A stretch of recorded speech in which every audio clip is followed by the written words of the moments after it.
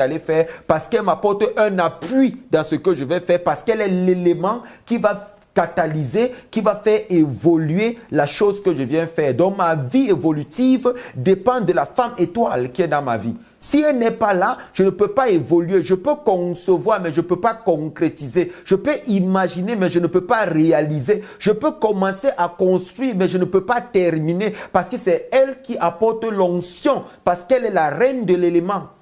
Il y a des sujets que j'éviterai de parler seulement pour les étudiants de l'école d'un certain niveau, l'origine des hommes. Mais je parle de la femme pour qu'elle puisse mieux comprendre, parce qu'elles sont celles qui sont le plus abusées dans ce monde. Ensuite, arrivent les femmes étoiles du feu. Les femmes étoiles feu, l'élément feu, ce sont des femmes que lorsqu'elles sont dans ta vie, elles t'apportent, écoutez bien, elles t'apportent réussite, prospérité, mais il ne s'agit pas là de leur capacité première. Leur force est située ailleurs. Je parle des femmes feu. Elles ont des capacités spirituelles de désenvoûtement, de destruction, de délivrance, de libération, de combat spirituel. Elles ont la capacité de débloquer la chose qui est bloquée dans ta vie depuis des années. Lorsqu'elles sont dans ta vie, même lorsqu'elles ne parlent pas, les ennemis autour de toi ont peur du type de femme que tu as, parce que tu as une femme feu qui terrorise de par sa nature feu de l'autre côté. Sa simple présence dans ta vie élimine la sorcellerie. C'est-à-dire, on dit, vous ne connaissez même pas la femme de ce monsieur.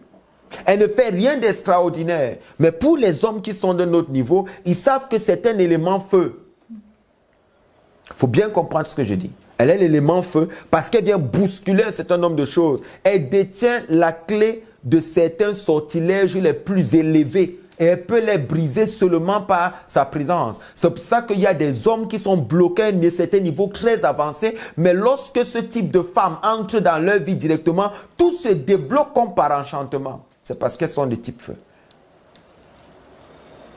Elles sont de type feu et lorsqu'elles entrent dans ta vie, elles changent tout. Je vais récapituler. Là, je suis en train de parler et puis je vais mettre dans les détails. Okay. Maintenant, il y a ce que j'appelle les femmes air. Elles t'apportent prospérité comme les autres, réussite, mais elles ont les clés des anges du ciel.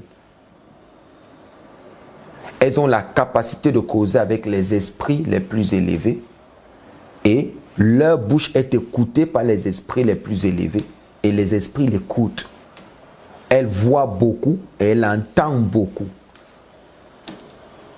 Généralement, c'est ce genre de femmes-là que les hommes de Dieu ils épousent.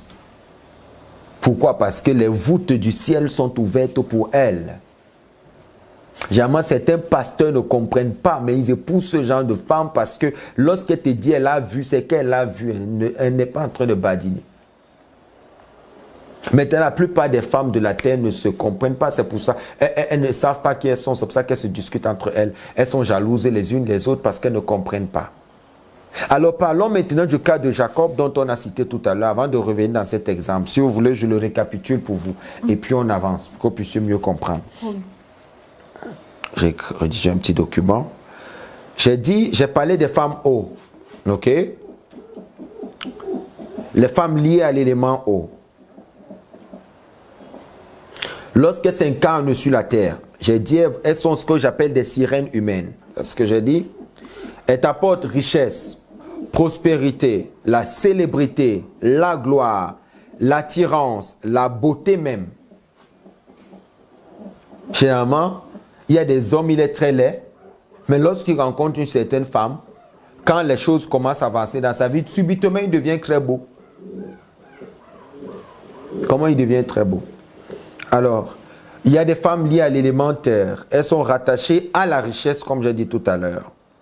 La prospérité, le pouvoir et la sagesse. Ensuite, on a l'élément feu. J'ai dit c'est la domination, la chefferie. Femme qui arrive dans ta vie, sache que si elle est l'élément feu, généralement, sache qu'il y a un trône qui t'attend. Vous savez, le monde spirituel Personne ne peut le comprendre. Je m'amuse souvent quand les gens pensent que « Oh, moi j'ai fait des grandes études, je suis un homme spirituel, c'est moi qui choisis la femme que je veux. » Si tu savais, c'est qu'à partir, dès que tu écoutes cet enseignement, tu seras un peu plus humble. Pourquoi?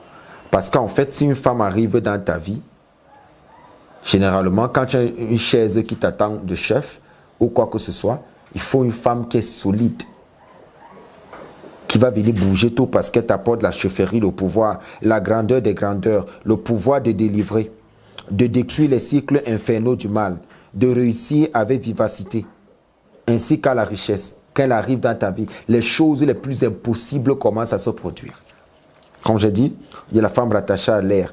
On a la grandeur de la sagesse. Elle est très sage. Les clés des anges, comme j'ai dit, et des portes des dieux sont entre ses mains parce qu'elle écoute un certain nombre de choses. Elle connaît là où elle va, elle sait ce qu'elle est en train de faire, elle sait comment évoluer. Maintenant, Jacob arrive dans la maison de son beau-père. Il est envoûté. Il est envoûté par quoi? Il est envoûté par son beau-père. Au lieu de travailler 7 ans pour avoir Rachel, au moment après les 7 ans, on lui donne Léa.